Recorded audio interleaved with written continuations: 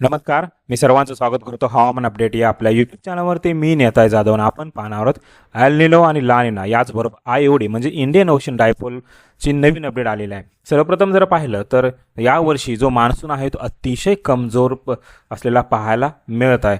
Monsoon जरी संपूर्ण भारतामध्ये दाखल झाला असला तरी मान्सून अतिशय कमजोर आहे. महाराष्ट्रामध्येही त्या भरपूर असे जिल्हे आहेत, त्या ठिकाणी शेतकरी आतुरतेने वाट पाहत आहेत मान्सून कधी दाखवणार. याचबरोबर सिस्टम प्रणाली ही अतिशय कमकुवत असल्यामुळे राज्याचा बहुतांश भाग हा कोरडाच पाहायला मिळतोय.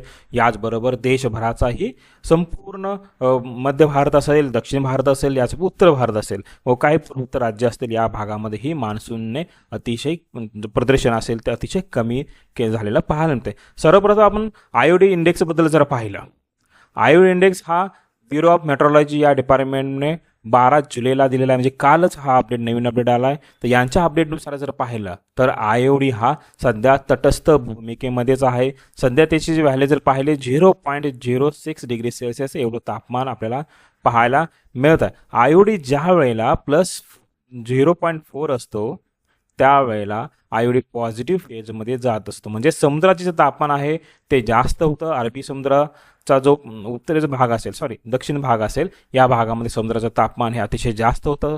त्यावेळेला आयओडी पॉझिटिव्ह असतो. ज्यावेळेला आयओडी पॉझिटिव्ह असतो त्यावेळेला भारतीय मान्सूनवरती चांगला परिणाम आपल्याला पाहायला मिळत असतो. मात्र सध्या स्थिती जर पाहिली, सध्या हा आयओडी तटस्थ भूमिकेमध्येच आणि काही अंशी निगेटिव्ह भूमिकेमध्ये आपल्याला पाहायला मिळतं. याचबरोबर आपण निनो 3.4 इंडेक्सनुसार जर पाहिलं, ला निना आणि एल निनो स्थिती जर पाहिली, ज्या वेळेला -0.8 डिग्री समुद्राचं तापमान असतं त्यावेळेला एल निनो हा निगेटिव्ह फेजमध्ये असतो.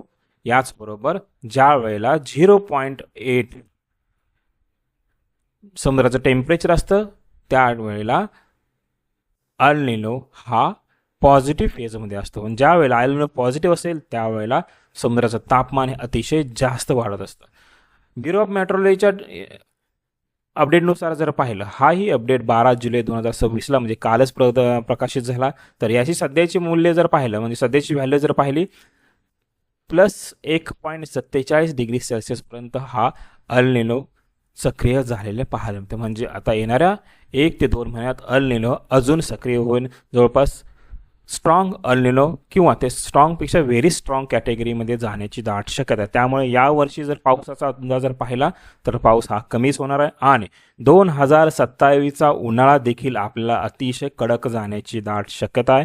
2027च्या पावसाळ्यामध्येही आपल्याला काही प्रमाणामध्ये बदल ही या एल निनोमध्ये पाहायला मिळेल, कारण की एल निनोच्या वर्षामध्ये जवळपास 9 ते 10 महिने हा एल निनो टिकून राहण्याची दाट शक्यता आहे. त्यामुळे पावसामध्ये कमतरता असणार आहे.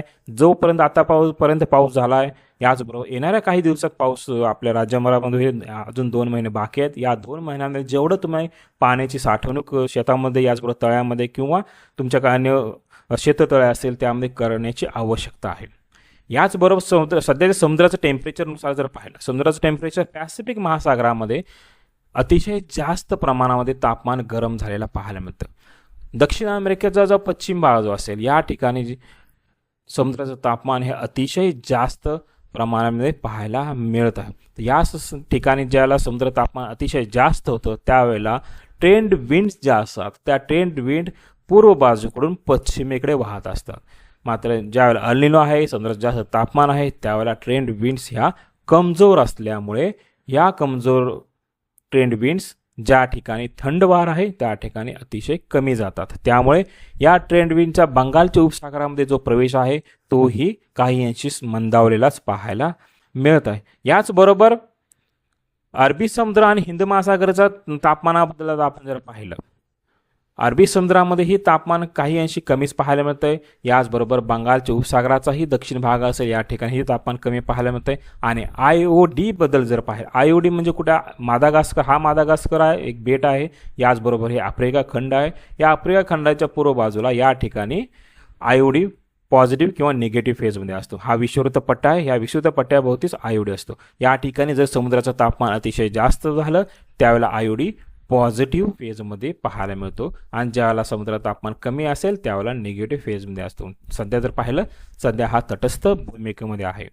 म्हणजेच हिंदी महासागर असेल आणि बंगालचा उपसागर असेल या ठिकाणीही तापमान सध्या कमीच पाहायला मिळत आहे. त्यामुळे येणाऱ्या 2 महिन्याची पावसाचे शिल्लक असतील म्हणजे ऑगस्ट असेल आणि सप्टेंबर असेल या 2 महिन्यांमध्येही पावसाचे जे प्रमाण असेल ते अत्यंत कमीच राहण्याची दाट शक्यता आहे. मात्र याबद्दलची अधिकृत जी माहिती असेल ती अधिकृत माहिती भारतीय हवामान खातं म्हणजे IMD हे प्रत्येक महिन्याच्या शेवटी सादर करेल किंवा जुलै महिन्याच्या शेवटी ऑगस्ट महिन्याचा जो काय पावसाचा अंदाज असेल तो सादर करेल आणि ऑगस्ट महिन्याच्या शेवटी सप्टेंबर महिन्यात जो काय पावसाचा अंदाज असेल तो IMD डिक्लेअर करेल. त्याच वेळेला आपण ही आपल्या यूट्यूब मार्फत किंवा आपल्या सोशल मीडिया मार्फत आपण तुमच्यापर्यंत नक्की पोहोचू.